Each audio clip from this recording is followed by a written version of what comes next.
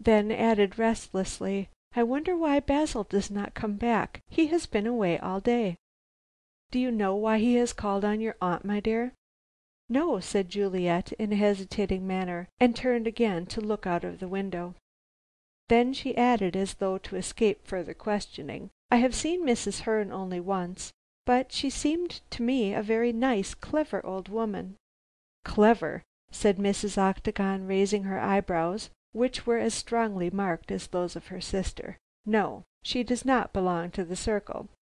"A person can be clever without that," said Juliet impatiently. "No, all the clever people in London come here, Juliet. If Mrs. Herne had been brilliant, she would have found her way to our shrine." Juliet shrugged her shoulders and curled her pretty lip. She did not appreciate her privileges in that house. In fact, a word distinctly resembling "bother" escaped from her mouth. However, she went on talking of Mrs. Herne, as though to keep her mother from questioning her further. "There is a mystery about Mrs. Herne," she said, coming to the fire, "for I asked Aunt Selina who she was, and she could not tell me." "That is so like Selina," rejoined Mrs. Octagon tartly, "receiving a person of whom she knows nothing." "Oh, she does know a little. Mrs. Herne is a widow of a Spanish merchant, and she struck me as being foreign herself. Aunt Selina has known her for 3 years, and she has come almost every week to play whist at Rose Cottage. I believe she lives at Hampstead." "It seems to me, Juliet, that your aunt told you a great deal about this person. Why did you ask?" Juliet stared into the fire. "There is something so strange about Mrs. Herne," she murmured. "In spite of her gray hair, she looks quite young. She does not walk as an old woman. She confessed to being over 50. To be sure, I saw her only once." Mrs. Octagon grew rather cross. "I am over 50, and I'm sure I don't look old, you undutiful child. When the soul is young, what matters the house of clay? But as I was saying," she added hastily, not choosing to talk of her age, which was a tender point with her, "Selina Loach likes low company. I know nothing of Mrs. Herne, but what you say of her does not sound refined." "Oh, she is quite a lady. And as to Mr. Clancy and Mr. Jarvey Hale," added Mrs. Octagon, taking no notice, "I mistrust them. That Hale man looks as though he would do a deed of darkness on the slightest provocation." So tragic was her mother's manner that Juliet turned even paler than she was. "Whatever do you mean?" she asked quickly. "I mean murder, if I must use so vulgar and melodramatic a word. But I don't understand."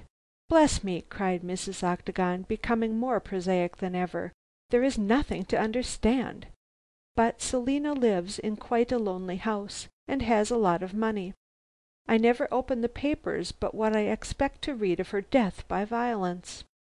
"Oh," murmured Juliet, and again crossing to the window, "you should not talk like that, mother." Mrs. Octagon laughed good naturedly. "Nonsense, child. I am only telling you my thoughts. Selina is such a strange woman, and keeps such strange company, that she won't end in the usual way. You may be sure of that. But after all, if she does die, you will come in for her money, and then can marry Cuthbert Mallow." Juliet shuddered. "I hope Aunt Selina will live for many a long day, if that is what you think," she said sharply. "I want none of her money. Cuthbert has money of his own, and his uncle is rich also. I really hope Cuthbert has enough to justify him gambling." "He does not gamble," said Juliet quickly. "Yes, he does," insisted Mrs. Octagon. "I have heard rumors. It is but right you should hear about—" "I want to hear nothing. I thought you liked Cuthbert." "I do, and he is a good match. But I should like to see you accept the poet Arkwright, who will yet be the Shakespeare of England." "England has quite enough glory with the Shakespeare she has," rejoined Juliet tartly. "And as to Mr. Arkwright, I wouldn't marry him if he had a million. A silly, ugly, weak—" "Stop!" cried Mrs. Octagon, rising majestically from her throne. "Do not malign genius, lest the gods strike you dumb. Child, What Mrs. Octagon was about to say further must remain ever a mystery, for it was at that moment that her husband hurried into the room with an evening paper in his hand. "My dear," he said, his scanty hair almost standing on end with horror, "such dreadful news!" "Your aunt, Juliet, my dear." "Selina," said Mrs. Octagon quietly. "Go on. There is nothing bad. I don't expect to hear about Selina. What is it?" "She is dead." "Dead?" cried Juliet, clasping her hands nervously. "No!" "Not only dead, but murdered," cried Mr. Octagon. His wife suddenly dropped into her throne, and being a large, fleshy woman, her fall shook the room.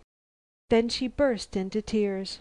"I never liked Selina," she sniffed, "even though she was my own sister. But I am sorry. I am dreadfully. Oh, dear me! Poor Selina!" By this time all the dramatic posing of Mrs. Octagon had gone by the wall, and she showed herself in her true colors as a kind-hearted woman. Juliet hurried to her mother and took one of her hands. The elder woman started even in the midst of her tears. "My child, your hand is as cold as ice," she said anxiously. "Are you ill?" "No," said the girl hurriedly, and evidently trying to suppress her emotion. "But this dreadful news. Do you remember what you said?" "Yes, but I never expected I would be a true prophetess," sobbed Mrs. Octagon.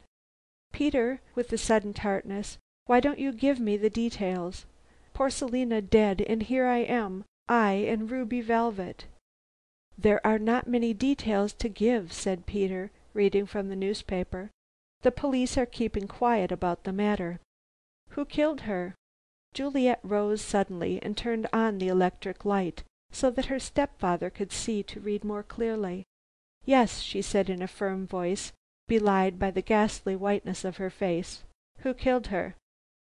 "It is not known," said Mr. Octagon. "Last night she entertained a few friends, to be precise 3, and she was found by her new parlor maid dead in her chair, stabbed to the heart.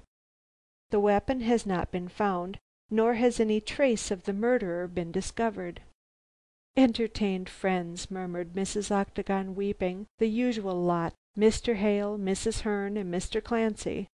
"Yes," said Peter, somewhat surprised. "How do you know?"